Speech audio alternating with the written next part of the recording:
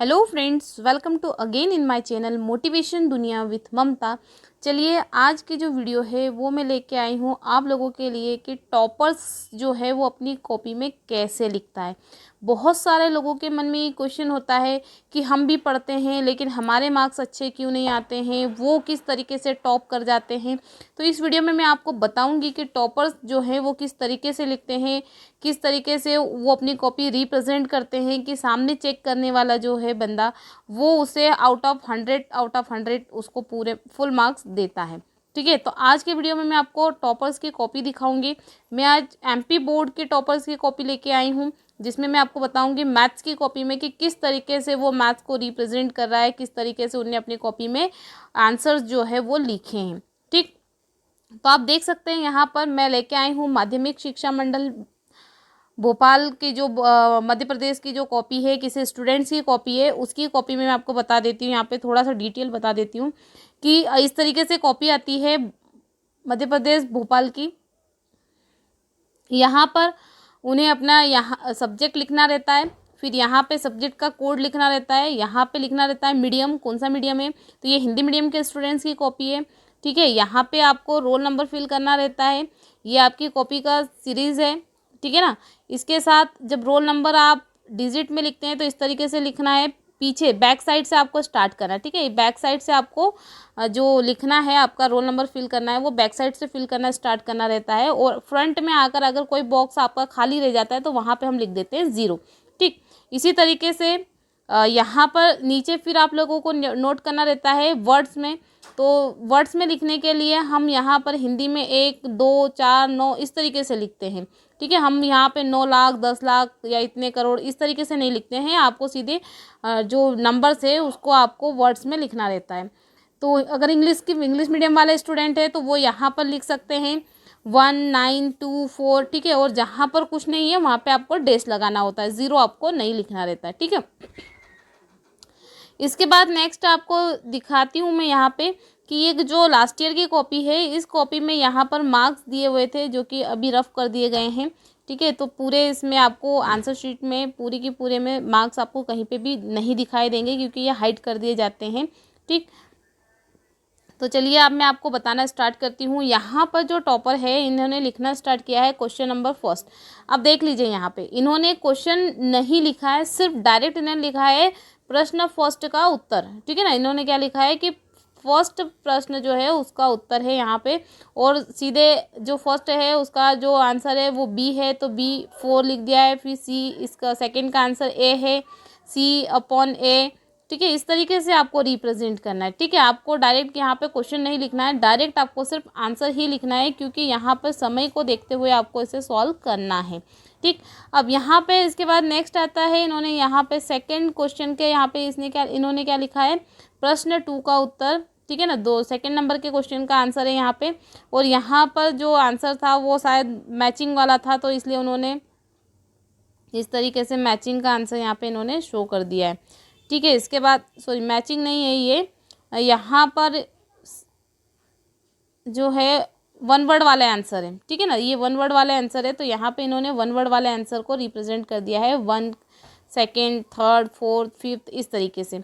इसके बाद थर्ड का आंसर, तो यहाँ पर इन्हें ट्रू फॉल्स बताना था, तो यहाँ पर इन्होंने ट्रू फॉल्स बता दिया है कि कौन सा ट्रू है, कौन सा फॉल्स है, कौन सा सत्य है, कौन सा असत्य है।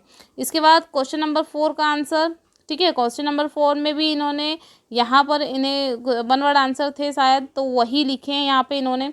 ठीक है, इसके बाद नेक्स्ट आता है हमारे पास क्वेश्चन नंबर 5 का आंसर। ठीक है, ये मैचिंग है तो ये मैचिंग उन्होंने इस तरीके से जिसका आंसर है उसका इस तरीके से आंसर इन्होंने रिप्रेजेंट कर दिया है। ठीक है, जो सही आंसर है उसको उसके सामने लिख दिया है। ठीक, तो इस तरीके से आपको मैचिंग भी करना है। इसके बाद नेक्स्ट आता है सॉल्विंग वाले क्वेश्चन। तो सॉल्विंग वाले क्वेश्चन में क्वेश्चन नंबर 6 को इन्होंने इस तरीके से लिखा है, क्वेश्चन नंबर 6 का हल। ठीक है, और फिर इन्होंने इसको सॉल्व कर दिया है। अब एक और चीज़ यहाँ पे आपको मैं बता देती हूँ कि जो भी आंसर आता है ना उसे यहाँ पे इन्होंने बॉक्स में क्लोज किया है।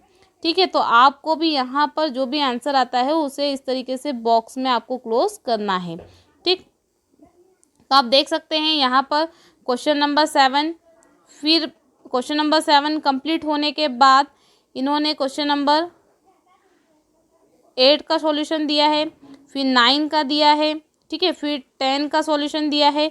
तो इस तरीके से इन्होंने पूरा जो पेपर है वो सॉल्व किया है। आप देख सकते हैं किस तरीके से इन्होंने कॉपी में आंसर रिप्रेजेंट किया है, ठीक है। इन्होंने कहीं पे भी आंसर जो क्वेश्चन है वो नहीं लिखा है। और इनकी कॉपी में, ये टॉपर की कॉपी है, तो यहाँ पर इन्होंने काटापीटी बहुत ही कम किया है, बिल्कुल ना के बराबर काटापीटी है। आप देख सकते हो कहीं पे भी आपको कॉपी के अंदर काटापीटी नज़र नहीं आएगी, ठीक है। इसके बाद नेक्स्ट यहाँ पर भी देख लीजिए आप, बिल्कुल काटापीटी नहीं है। इसके बाद नेक्स्ट यहाँ पर जो क्वेश्चन है, यहाँ पर इन्होंने फिगर बताया है, मतलब यहाँ पे पिक्चर ड्रॉ करना था, तो इन्होंने इस तरीके से पिक्चर ड्रॉ करके इस आंसर को इस तरीके से प्रूफ करने वाला क्वेश्चन था, इसको प्रूफ किया है, ठीक है ना। तो आप देख सकते हैं किस तरीके की कॉपी इन्होंने आंसर लिखा है। देखिए अब यहाँ पे इन्होंने क्या किया है कि ये जो कॉपी थी ना, इस कॉपी में इतनी जगह छोड़ दी है। कॉपी में जगह छोड़ने का रीज़न क्या था कि नेक्स्ट क्वेश्चन का सॉल्यूशन बड़ा था, वो इसके अंदर नहीं आ पाता, इसीलिए इन्होंने यहाँ पे जगह छोड़ दी है और इन्होंने नेक्स्ट पेज का यूज़ कर लिया है, ठीक है। तो इस तरीके से आप भी यूज़ कर सकते हैं। क्वेश्चन नंबर 15, फिर 16, देन 17, आफ्टर देन 18, ठीक है। इस तरीके से इन्होंने क्वेश्चन को सॉल्व किया है। देख लीजिए आप भी अच्छे से कि किस तरीके से ये कॉपी को रिप्रेजेंट करते हैं। अगर देखा जाए तो इनकी कॉपी में बिल्कुल भी कहीं पे भी काटापीटी आपको बिल्कुल नज़र नहीं आएगी। ये टॉपर की कॉपी है। इनको जो क्वेश्चन बहुत अच्छे से आया है वही क्वेश्चन का आंसर इन्होंने पहले लिखा है, और पूरे सारे जितने भी क्वेश्चन हैं सभी क्वेश्चंस के आंसर इन्होंने बिल्कुल सीक्वेंस से लिखा है। बिल्कुल भी एक भी क्वेश्चन जो है उसका सीक्वेंस चेंज नहीं हुआ है, ठीक है। तो इस तरीके से इन्होंने कॉपी को रिप्रेजेंट किया है। यहाँ पे इस तरीके से इन्होंने लिखा है, आप देख सकते हैं किस तरीके से लिखा है इनने। आगे भी देख लीजिए, इस तरीके से इन्होंने कॉपी को रिप्रेजेंट किया है। ये टॉपर की कॉपी है, टॉपर इसी तरीके से लिखते हैं तभी वो एग्ज़ाम में टॉप कर पाते हैं, ठीक है। तो इस तरीके से इन्होंने टोटल 26 क्वेश्चंस का आंसर इन्होंने सॉल्यूशन पूरा यहाँ पर दे रखा है, ठीक है। और बिल्कुल भी आपको इस कॉपी के अंदर कहीं पे भी काटापीटी नज़र नहीं आएगी। सारी चीज़ें एकदम नीट एंड क्लीन लिखा हुआ है, हर एक चीज़ बिल्कुल अच्छे से फोकस करके लिखा गया है यहाँ पे। तो इसी तरीके से अगर आप कॉपी एग्ज़ाम में लिखते हैं, जो क्वेश्चन आपको बहुत अच्छे से आते हैं पहले आप उनका आंसर लिख लीजिए, उसके बाद जो आपको ठीक ठीक नहीं आते हैं उसको आप लास्ट में लिखिए, ठीक है। तो इस तरीके से रिप्रेजेंट करते हैं तो आपका जो एक फर्स्ट इमेज जो बनती है कॉपी रिप्रेजेंट करने के टाइम पे, तो आपको उसमें आपको फुल मार्क्स मिलते हैं। अगर आप स्टार्टिंग से ही काटापीटी स्टार्ट कर देते हैं, मतलब फर्स्ट का लिखा फिर आपको आंसर नहीं आया, जैसे यहाँ पे आपने क्वेश्चन फर्स्ट लिखा और उसके बाद आपको आंसर नहीं आया तो आपने इसको कट कर दिया, फिर आपने क्वेश्चन सेकंड लिखा फिर उसका भी नहीं आया, आधा आया फिर उसको भी आपने कट कर दिया, फिर थर्ड लिखा।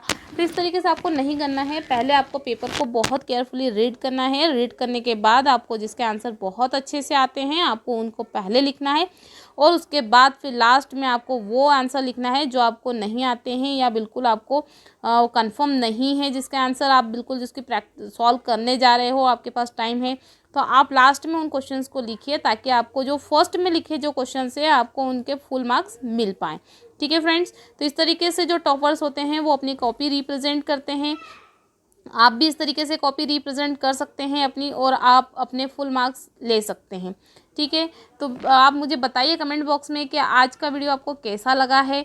अगर आपको इससे रिलेटेड कुछ भी डाउट है, ठीक है, तो मुझे कमेंट सेक्शन में जाकर कमेंट कर सकते हैं, और कमेंट में मुझे ज़रूर बताइए कि आज का वीडियो आपको कैसा लगा है,